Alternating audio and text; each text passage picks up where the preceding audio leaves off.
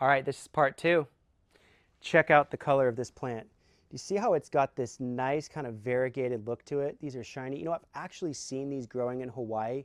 Get all different sorts of variety of color. These are super cool. You get the nice shine from the sun on it in the afternoon.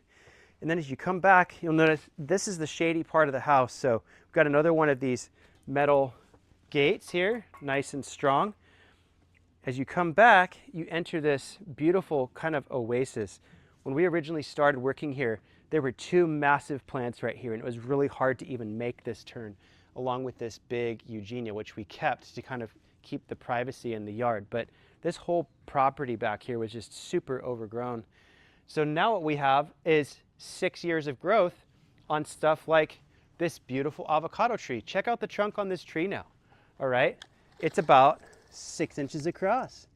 Looking really good. Okay, 6 inches. That's a Haas avocado. It's delivering beautiful avocados.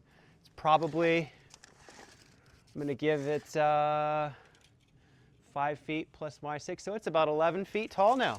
Not bad. All right.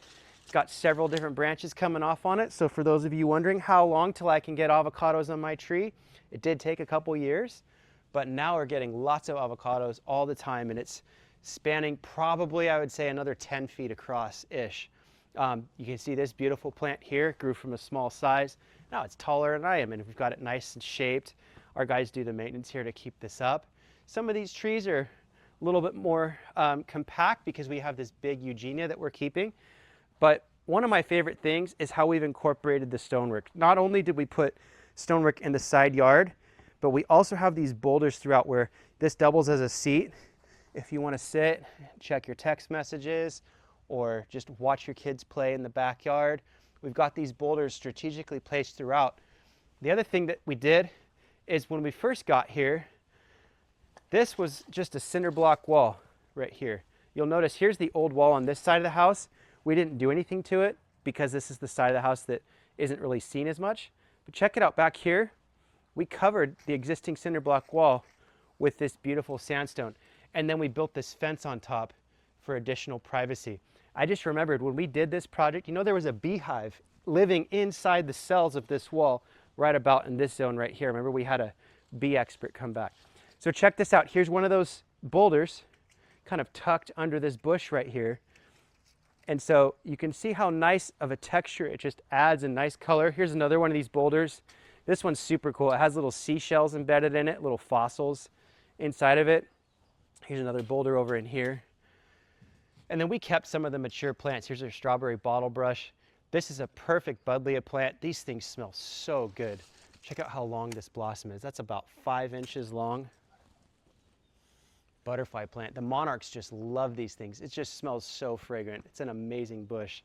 So here's some more of this decorative concrete. You can see how when you come down off this Ipe deck, there's a beautiful spot to hang out. You land down here on this decorative concrete space.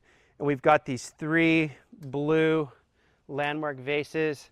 You can see how this wall steps down to accommodate the elevation change. Here's another one of these butterfly plants, the buddleia. As you come down here, we just watered this so you've got some different color.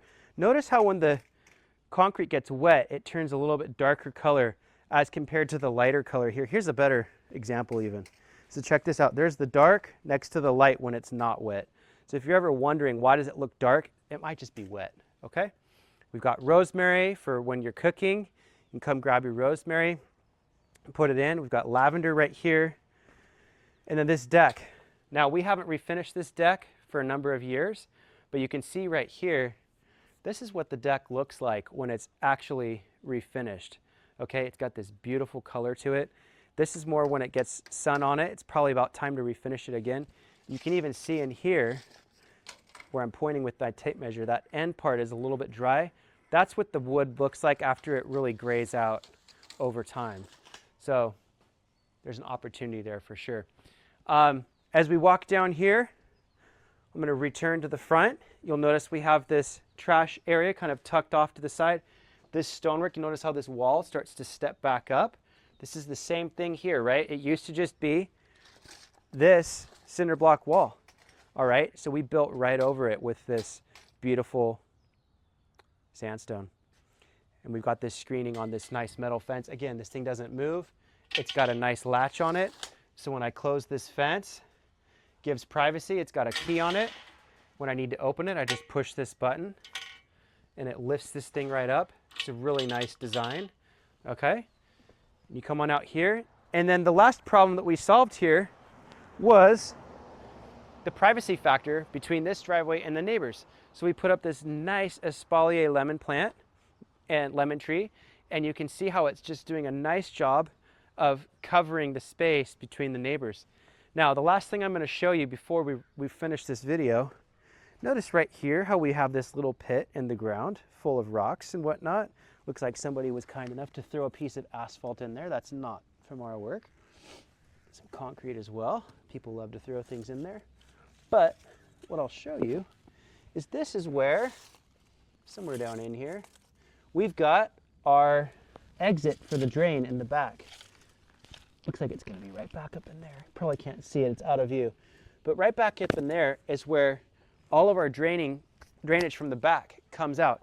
And when this fills up, it flows over and ends up down here in the storm drain. So this is a nice way if you're trying to avoid putting holes in your concrete gutter. Notice there is a hole here, but this is for the neighbors. See how it's on this side? So notice we don't have a hole here. So it's nice because that can fill up and it can run over here. So the hole in the curb requires a permit. So if you're ever trying to get the water off your property and you don't want to go through the effort to dig underneath the concrete, put a hole in the curb, there's a solution for you. In the front, we did the same thing. Before we put this driveway in, we have the dry creek from the back comes down, it comes right through here, actually goes under the driveway and comes out right here. That's probably why I couldn't find the hole, because it's coming from this side. Yep, there it is. The hole comes from that side. So, hole comes out right here, and then this flows out downstream toward the ocean. Anyhow, I love this front entry area. You can see the same Ipe deck in the front as we have in the back. This beautiful mailbox the client has. She was actually just telling us that when she got a new mailman, the mailman didn't even know this was an actual mailbox because it just looks so unique and beautiful. But check this out. Her orange tree is doing really, really well. It's grown quite a bit. It's about almost 6 feet tall. This thing was just a baby when we first got here. Same thing over here. This thing's doing really, really well. Got some nice new growth on it here. You can see the ground cover's filled in nicely. Some of these plants we recently updated just because they get really big and leggy. Like this plant right here, it's grown all the way over to cover over this. So you'll notice how we just cut this back so you can have a clear sight into your drainage culvert. But otherwise, this property just looks stunning. I'm super happy with how this turned out. I love coming back to properties years later and seeing how the nature has just taken its course. The plants have grown. You can hear the birds are happy in the neighborhood. The client is happy. She's going to be doing an interview with us here shortly, so keep focused and stay tuned. We'll show you what that looks like later. She's going to kind of talk about how the property has weathered over the past several years. Looking forward to talking with you again then too.